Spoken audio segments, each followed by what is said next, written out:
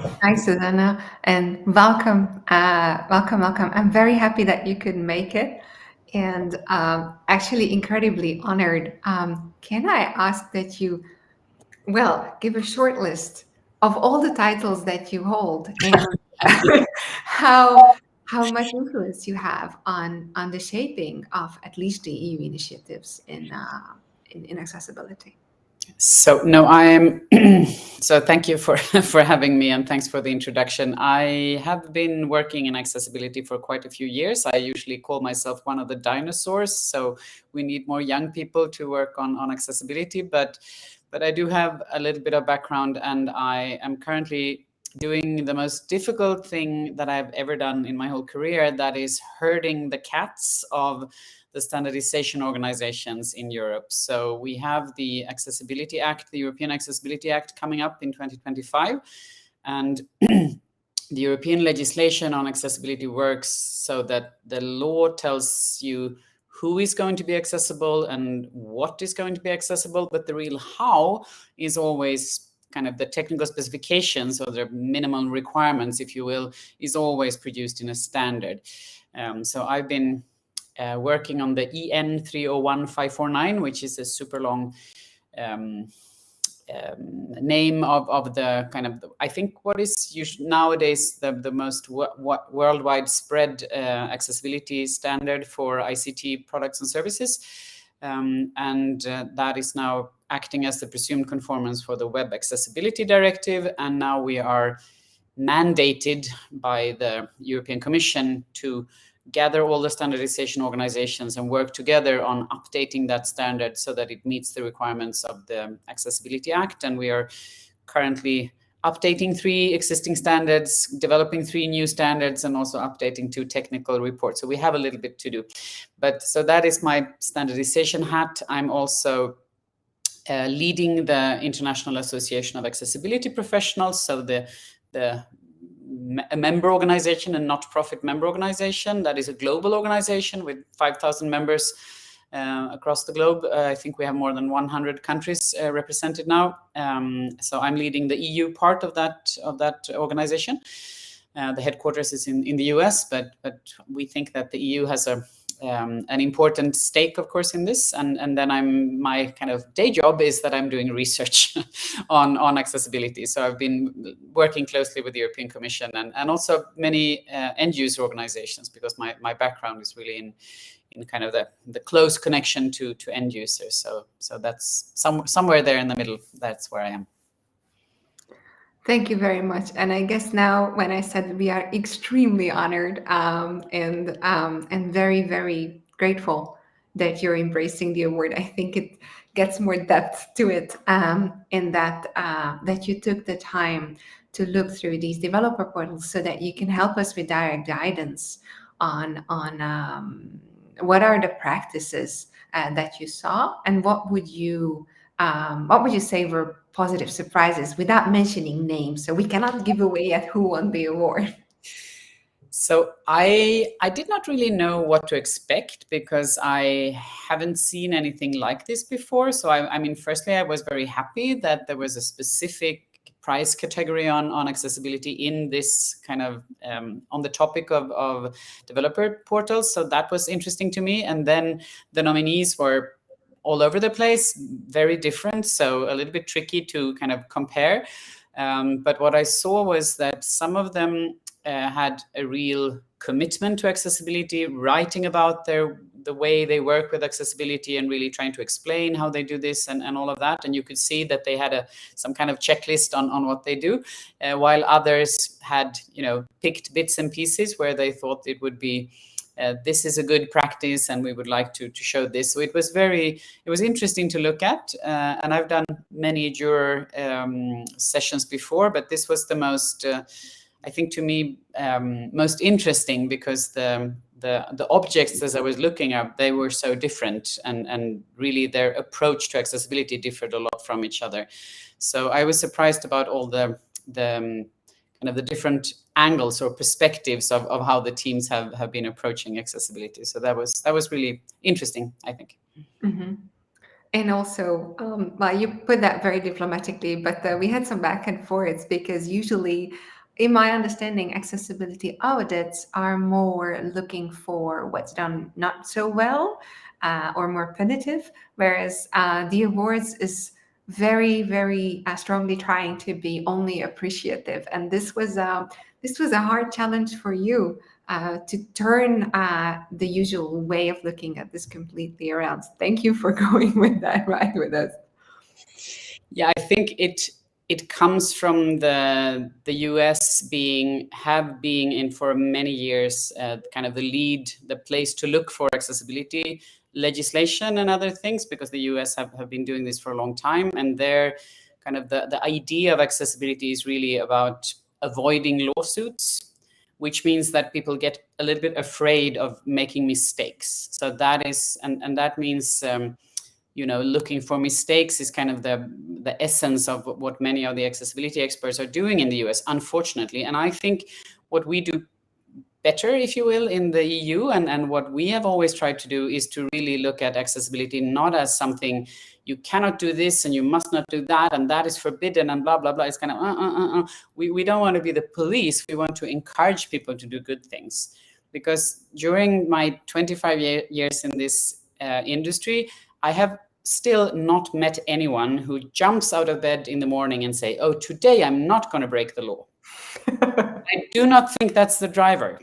I think the driver is try to make your portal, developer portal, or whatever interface you have, as good as possible for as many as possible, maximizing the foreseeable use of what you're doing and making it good design. I mean, that should be, I think, and we just need to add a couple of kind of criteria to that to make it accessible. But just saying you can't do this, you shouldn't do that is kind of, it becomes so boring. And I really think we need to turn that whole thing around. And that's why I really like the award idea, because then you push for the positive things instead of kind of fighting the bad things. So keep doing that.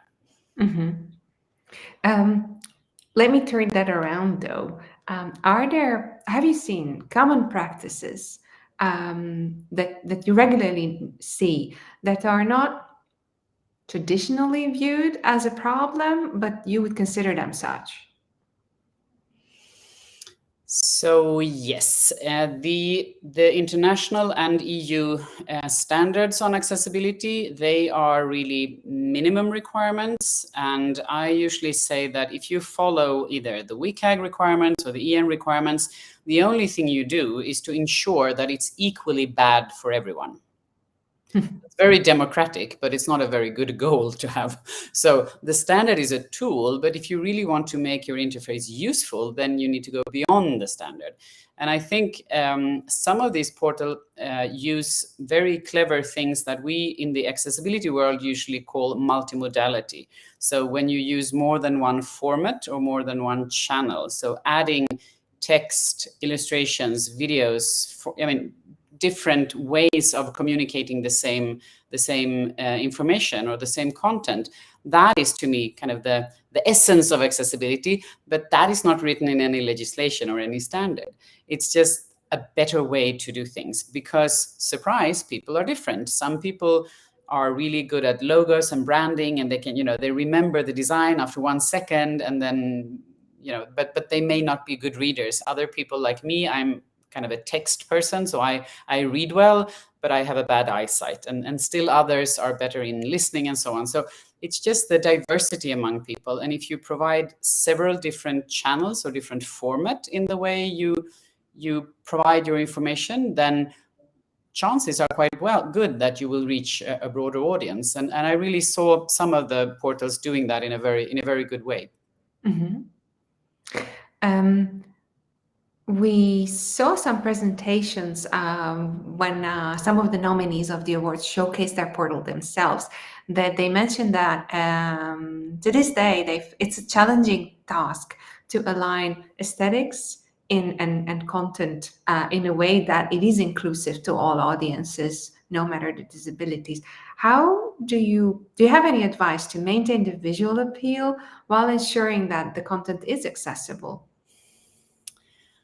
I think that is one of the most common misunderstandings there are when it comes to accessibility. And I think it's because the first criteria in the WCAG standard, the Web Content Accessibility Guidelines, which is usually where people kind of start looking, the first one is about text alternatives. So that means if you have an image or an illustration or something that reveal meaning, because there are people who cannot see that, you need to have an alternative. You need to describe kind of the purpose of that image in text.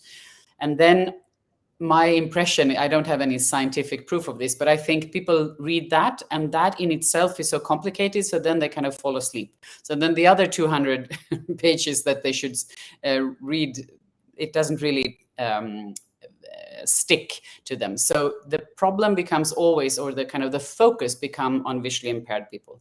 I have a visual impairment myself, but the number of people who are 100% blind is very small. And we have much bigger trouble with people who are hard of hearing, who have motor impairments, who have cognitive impairments or dyslexia. I mean, there's so many other user groups. So just focusing on that, oh, what can I do with a visual because there are people who are blind? That is turning the whole balance in a strange way. So if everything needs to be, if you only look at one user group that way, which is what is usually happening, then the risk is that you forget everything else. But 99% of your users will not be blind. So you need to do the visual appearance good, and you need to work with the visual user interface, the user experience, everything we heard your colleagues talk about. That is super important for all users, and even more for people who have difficult understanding, who may not be really tech savvy or have maybe a cognitive impairment and so on. That's even more important for them. And then we have this small group who doesn't see anything at all. And surprise, a good visual appearance and super cool colors and nice design, it doesn't bother them because they don't see it. So instead of thinking, oh, everything needs to be black and white and we can't use images because there are blind people, that's going in the wrong direction, I think, because then we should all kind of stop looking at things and just shut up the lights. And I mean, we have videos here. That is not a disturbance to people with disabilities as long as we explain whatever we show with text. If we tell them, if we would have been showing an image here, then of course we should explain what is on the image so that people who doesn't see the image get that information. But we shouldn't shut down the videos because that is good for so many others. So I think that is kind of it's a basic misunderstanding of what accessibility is. Good design is accessible design. And the visual design and the logic of the navigation, the way things are presented, the way objects are either in connection to each other or doesn't belong to each other, that is extremely important for accessibility for many, many people. And some of it needs to be translated into something that visually impaired people can also perceive. But otherwise, they just don't see it. And you need to be clear in your, in the text or the audio, whatever, the other channel and format that you describe this in. But the visual appearance doesn't make a problem for people who can't see it. The multimodality. Thank you. I think I hope this was the type of thing that you cannot unhear once you heard. So, thank you for that. So you said, well, you think nobody wakes up deciding that they are not going to break the law that day. We have some peculiar countries in Europe, so I don't know. But let's say, what would you wish people who are in charge of developer portals would wake up Monday and think when it comes to inclusive design? Two things. First of all, do consider people with disabilities as very good staff. They have knowledge in their bodies around accessibility that you cannot buy any other way. So hire a person with a disability. That's a very good thing to do, not only to be kind of a good person but it's a really, really clever thing to do. And there are many, for example, visually impaired developers who are super good. So I would say try to open your mind when you do recruitment, because that is really, sometimes employers feel, oh, that must be difficult and how can I do this? But make a try. Many of people with disabilities are outside of the workforce because of our prejudice. So open your mind to that. That would be my first Monday morning wish. And then the other is, of course, um, realize that people with disabilities are already developers and designers and working with IT, so they should also be able to use your developer portal. Do start somewhere, even if you can't reach kind of the 100% perfect award-winning portal, but everyone can do something. So try to, there are a lot of good free tools out there. The standards are free to use. W3C has videos that you can look at. All the standardization you don't need to earn, don't need to use a lot of money to do this, but the basics, you can learn the basics of accessibility and do kind of a stepwise approach. Try to make your portal a little bit better this year, and then in 6 months a little bit better, and kind of be proud of being a little bit more inclusive, so that you will open up the fantastic world of development to more people. Thank you very much, Susanna. It was an honor. Also, I'm extremely, extremely honored personally to have spent even just minutes with you. So thank you very much for that. Thank you, And Lara. Thank you for having me. I hope that all the things you said inspired many people and that the word will go far.